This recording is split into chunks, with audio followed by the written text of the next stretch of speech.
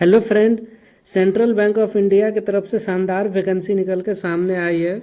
ये सफाई कर्मचारी के पोस्ट पर वैकेंसी है। ये टोटल पोस्ट है 484। ऑल इंडिया वैकेंसी है, 484 पोस्ट पे वैकेंसी है। ये all India candidate form fill कर सकते हैं। आप किसी भी स्टेट से हो फॉर्म फिल कर सकते हो। क्वालिफिकेशन इसका 10वीं पास, मात्र 10वीं पास। अगर 10वीं पास हो तो इस पोस्ट के लिए आप एलिजिबल हो, फॉर्म फिल कर सकते हो। तो मैं आपको एक नोटिफिकेशन पेज पे ले जाता हूँ जिसका ऑफिशियल नोटिफिकेशन पेज है। उसमें आपको सारी जानकारी क्लियर समझ में आएगी। ये ऑफिशियल नोटिफिकेशन है, देखिए। ये online application registration including edit notification, ये सारा डेट है 20/12/2023 से 9/1/2024 तक ये आवेदन लिया जाएगा। ये SC ST OBC के लिए 175 रुपया इसका फ़ी रखा गया है, और जनरल के लिए 850 रुपया, 850 जनरल के लिए, SC ST के लिए 175। ये कुछ इम्पोर्टेंट डेट है, इसको आप देख सकते हो। पोस्ट का नाम है, देखिए, सफाई कर्मचारी सब स्टाफ एंड आवर सब staff. Job profile all the normal and routine duties, कार्डर वगैरह का साफ़ सफाई करना है। तो ये एक अच्छा जॉब है 10th पास के लिए। ये स्केल ऑफ पेमेंट का स्केल यहाँ दिखाया हुआ है, इसको भी आप चेकआउट कर सकते हो। ये कुछ नेशनलिटी सिटीजनशिप के बारे में सबको नोटिफिकेशन, इसको फॉर्म भरने से पहले आप एक बार देखिए। शेड्यूल कास्ट के लिए 5 साल का अपर एज रिलैक्सेशन है। बैकवर्ड क्लास के लिए 3 साल का। अगर आप फिजिकल फिट नहीं हो, डिसेबिलिटी है, तो 10 साल का अपर एज रिलैक्सेशन है। तो इस टाइप से आप नोटिफिकेशन देख सकते हो। ये देखिए जोन वाइज है वैकेंसी। आप उत्तर प्रदेश, लखनऊ, जो भी स्टेट में आपको फॉर्म फिल करना है तो ये आप देख सकते हो, सारा जोन का है।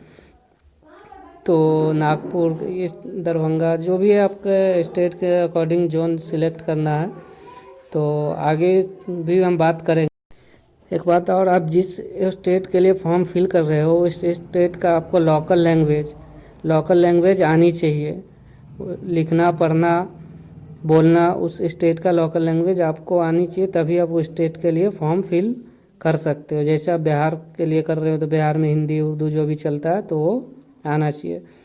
तो आप ये वेबसाइट है, ये वेबसाइट का लिंक मैं डिस्क्रिप्शन में दे दूँगा। और तो आप वेबसाइट से डायरेक्ट इस लिंक वेबसाइट में आ सकते हो लिंक से। तो यहाँ आपको एक यूज़र नेम पासवर्ड क्रिएट करना पड़ेगा। तो उसके पहले सबसे पहले आपको रजिस्ट्रेशन करना होगा। तो यहाँ रजिस्ट्रेशन पेज पे आ गया। तो यहाँ अपना नाम, यहाँ नाम कंफर्म कर लेना है। अगर मिडिल नेम है तो मिडिल नेम आप डालना।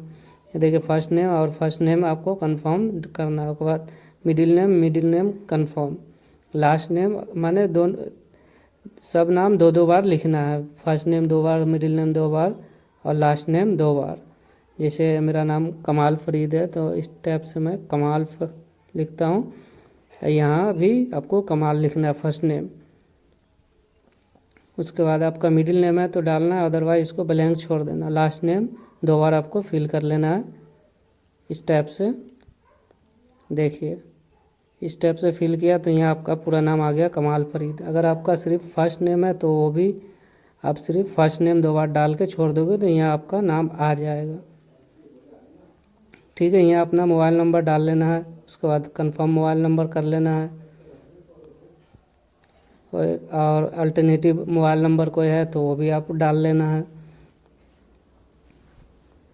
और उसके बाद आप ईमेल आईडी ईमेल यहाँ डाल के @ यहाँ है। उसके बाद आप एक डोमेन सिलेक्ट कर लेना इस टाइप से। यहाँ से देखिए ईमेल डाल के यहाँ gmail.com या जो भी है वो डाल लेना। और यहाँ पूरा ईमेल आईडी आपको फिल कर लेना, कैप्चा डाल के सेव नेक्स्ट करोगे इस पेज पे लेके आ जाएगा। यहाँ आपको फोटोग्राफ अपना अपलोड करना है और सिग्नेचर अपलोड करना है। यहाँ देखिए आपका पासवर्ड और यूज़र नेम यहाँ लिख के आ गया। आपको मोबाइल पर भी आ गया होगा तो उसको संभाल के रखना है, क्योंकि बाद में अगर फ्यूचर में लॉगिन करना पड़े तो ये यूज़र नेम पासवर्ड आपको काम आएगा। ठीक है, तो मैं अपना फ़ोटो अपलोड कर रखा हूँ। देखिए फ़ोटो अपलोड इस टाइप से आपको कर लेना है। यहाँ देखिए क्राइटेरिया फ़ोटो अपलोड का दिखाया हुआ है, तो यहाँ से आप चूज फाइल पर क्लिक करोगे तो आपके सिस्टम में चले जाओगे। आप मोबाइल से कर रहे हो तो गैलरी में चले जाओगे। तो इस तरीक़े से फ़ोटो और सिग्नेचर अपलोड करना है। और कोई भी दिक्कत आपको होती है फ़ोटो और सिग्नेचर अपलोड करने में, तो यहाँ देखिए गाइडलाइन है, तो इसको ओपन करोगे तो गाइडलाइन खुल के आ जाएगा कि फ़ोटो कितना केबी का होना चाहिए, क्या साइज़ होना चाहिए। देखिए फ़ोटो का साइज़ यहाँ 4.5 mm है। यहाँ देखिए सिग्नेचर है 10 से 20 केबी के अंदर में सिग्नेचर होना चाहिए। ठीक है, इस टाइप से आप देख लेंगे। हाइट विड्थ सारा इसमें मेंशन है। ये फाइल जीपीजी सारा फॉर्मेट भी इसमें बताया हुआ है। तो इस टाइप से आप अपलोड कर लेना और इसको कंफर्म पे आप टिक करके स्क्रॉल डाउन करके इसको सेव एंड नेक्स्ट कर लेना है। तो सेव एंड नेक्स्ट करते हुए आपको इस पेज पे ले आएगा। यहाँ बेसिक डिटेल्स कुछ फिल करना है। तो यहाँ देखिए सबसे पहले जोन है, जिस जोन से आपको फिल करना है वो जोन आपको सिलेक्ट कर लेना है इस टाइप से। ये देखिए पटना है, पुणे है, कोलकाता है, भोपाल है, दिल्ली है। जिस जोन से आपको फॉर्म फिल करना है उस जोन को आप सिलेक्ट कर लेना है। जैसे इस टाइप से आप सिलेक्ट कर लोगे जिस जोन से हमको फिल करना है। तो मैं आपको नोटिफिकेशन पर ले जाता हूँ और दिखाता हूँ किस किस जोन में कितना वैकेंसी है। तो ये पेज नंबर 29 पे है, तो आप नोटिफिकेशन में देख सकते हो 29 पेज नंबर पे 29 पे आ जाते हैं। 29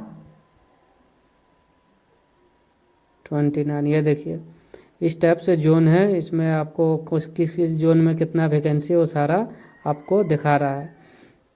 अब जिस जोन में आप भर रहे हो फॉर्म, जिस जोन के लिए आप फॉर्म फिल कर रहे हो उसमें ये देखिए वैकेंसी सब दिखा रहा है। SC ST OBC जनरल किसके लिए कितना पद खाली है। तो आप जिस जोन में फिल करोगे जिस स्टेट से, उस स्टेट का आपको लोकल लैंग्वेज आनी चाहिए। लिखना पढ़ना और बोलना उस लोकल लैंग्वेज आनी चाहिए, तभी उस जोन के लिए आप फॉर्म फिल कर सकते हो। अदरवाइज अब जिस जोन की आपको अच्छी तरीक़ा से उस लोकल लैंग्वेज की जानकारी है उसी जोन में आप फॉर्म फिल कीजिए। तो अपना जोन सिलेक्ट कर लेना है। तो मैं पटना जोन सिलेक्ट कर लेता हूँ और इसमें रीजन किस जगह के लिए भरना है, दरभंगा, रांची, गया, सिवान, मुजफ्फरपुर, दरभंगा। तो मैं दरभंगा रीजन सिलेक्ट कर लेता हूँ। उसके बाद state you want to apply, किस स्टेट, ऑब्वियसली बिहार होगा, पटना है तो ये बिहार सिलेक्ट कर लिया। अब यहाँ बोल रहा है कि आप इसको क्लोज करते हैं। ये बोल रहा है कि इस जोन के लिए जो फॉर्म फिल कर रहे हो इस जोन का आपको लोकल भाषा आती है। तो अगर आती है तो इसको हिंदी उर्दू है इस जोन की भाषा, तो अब दोनों में से किसी एक लैंग्वेज को अच्छी से आनी चाहिए। तो अब हिंदी या उर्दू में इस जोन में भाषा इस जोन की, तो आप सिलेक्ट कर लेना हिंदी या उर्दू सही से आती हो। या local residential state of territory to want to apply. तो ये बोल रहा है कि आप जहाँ से जो इस स्टेट से आप फॉर्म भर रहे हैं जिस जोन से, वहाँ के आप लोकल निवासी है या उसी स्टेट के हैं, तो आप इसमें यस नो आप भर सकते हो। तो अपने हिसाब से इसको यस नो कर सकते हो कि मैं उसी स्टेट का हूँ या नहीं। यहाँ पूछ रहा है 2012-13 में 38 रीजन के लिए वैकेंसी आई थी, उस वैकेंसी में आप अप्लाई किए थे। तो इसमें आप यस नो भी कर सकते हैं कि उस वैकेंसी में हमने अप्लाई किए थे तो यस करना है, अदरवाइज इसको नो करना है कि 2012-13 में भी वैकेंसी निकाला था तो इसमें आप अप्लाई किए थे। तो यस या नो आप जो भी किए हो तो यस कर देना है, नहीं किए थे तो नो करना है। यहाँ से अपना कैटेगरी चूज कर लेना है। यस ओके कर करके इसको जिस भी कैटेगरी से आप आते हो, जनरल, OBC, ST, जिस भी कैटेगरी से आते हो इस टाइप से आप सिलेक्ट करके इसको ओके कर सकते हो। उसके बाद are you person with benchmark disability, 40% से ज़्यादा आप डिसेबिलिटी है आपको तो यस करेंगे, अदरवाइज नो करेंगे। तो ये सब देखिए डिसेबल हो गया मेरे केस में। अगर आप उस हिसाब से फॉर्म फिल करोगे तो ये आपको आपके केस के हिसाब से इनेबल डिसेबल रहेगा। यहाँ से भी पूछ रहा है आप उच्च लेवल के विकलांग या डिसेबिलिटी है तो इसको यस नो आप कर सकते हो। तो अपने हिसाब से इसको जो भी आपका फिजिकल वो हिसाब से इसको यस नो आप कर लोगे तो ये सब डिसेबल हो जाएगा। यहाँ पूछ रहा है are you ex serviceman, माने पिछले आप कोई सर्विस में थे तो यस या नो आप बता सकते हैं। Are you disabled ex serviceman तो ये भी आप नो कर सकते हो अपने हिसाब से जो भी आपका एक। तो ये are you dependent of ex service skilled act DXW तो इसको भी आप नो कर देना। ये सब नो आप अपने हिसाब से इसको यस नो करते रहना है। Are you employ for Central Bank of India तो अगर आप पहले से एम्प्लॉय हो सेंट्रल बैंक ऑफ इंडिया में तो यस करना है, उसके बाद आपको बताना पड़ेगा, अदरवाइज नो कर लेना। यहाँ आपसे पूछ रहा है कि आप विधवा महिला हो या डाइवोर्सी वुमन हो, इलीगल सेपरेट हो तो हिसाब से आपको एज रिलैक्सेशन मिलने वाला है तो इसको आप अपने हिसाब से यस नो कर लेना। ठीक है, तो आप यहाँ से पूछ रहा है कि अपना रिलीजन बताओ तो आप जो भी हिंदू मुस्लिम सिख बौद्ध जो भी धर्म है वो आप सिलेक्ट कर लेना। अब यहाँ पूछ रहा है कि आपका जो रीजन है वो मेजोरिटी में माइनॉरिटी में, अगर माइनॉरिटी में तो यस करेंगे अदरवाइज इसको नो करेंगे। ठीक है, नेशनलिटी आप बताना है, सिटीजनशिप ऑफ इंडिया, इस पर आप क्लिक करना है।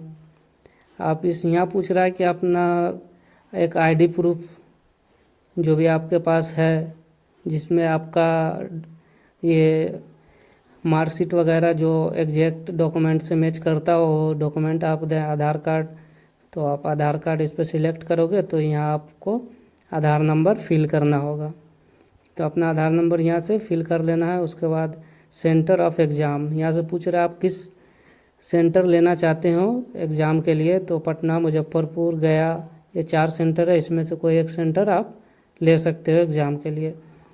उसके बाद आप या देखिए इंडिकेट मीडियम पेपर, आपका जो पेपर है वो किस लैंग्वेज में होगा तो वो हिंदी और इंग्लिश में होने वाला है। तो एक ही एग्ज़ाम में आपका ये डिसीजन होने वाला है तो एक ही एग्ज़ाम इसके लिए होगा। तो यहाँ डेट ऑफ बर्थ अपना चूज कर लेना, डेट मंथ ईयर। उसके बाद जेंडर मेल फीमेल जो भी है वो चूज कर लेना है।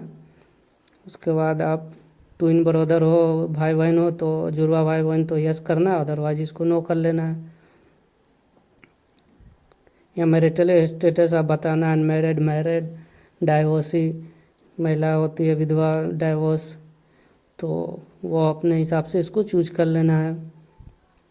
ठीक है, तो यहाँ अपना फादर नेम, मदर नेम और लेडीज हो तो फर्स्ट नेम, या अपना विलेज या अपना टाउन का नाम लिख लेना है। या उसका नीचे आना है, मैंडेटरी फिल करना है, डिस्ट्रिक्ट अपना डाल लेना है, अपना एड्रेस।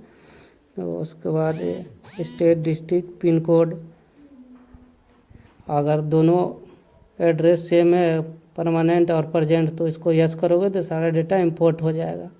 यहाँ आपको GST के लिए परमानेंट एड्रेस सिलेक्ट कर लेना है तो ये 850 रुपये का फ़ी आपको पेमेंट करना पड़ेगा जनरल को। तो यहाँ सेव एंड योर डिटेल्स पे आप क्लिक करोगे, वैलिडिटी डिटेल्स पे, उसके बाद नेक्स्ट करोगे तो इस पेज पे आप आ जाओ। यहाँ अपना बताना है कि 8वीं कब पास किए, डे मंथ ईयर, इस टाइप से आप करना है। 10वीं SSC 10वीं है तो यहाँ कब पास किए हो, अपना डेट मंथ ईयर सिलेक्ट कर लोगे। मान लिया जाए मैं 2019 में मैं 10वीं पास किया हूँ 60% से, फर्स्ट क्लास है। तो यहाँ 8वीं इसी टाइप से आपको टाइप कर लेना है कि 8वीं कब पास किए हो, डेट मंथ ईयर, इस टाइप से आप सिलेक्ट कर लोगे। और यहाँ अपना कितना परसेंट आपको आया था तो 60% आया था, 60% फर्स्ट क्लास है।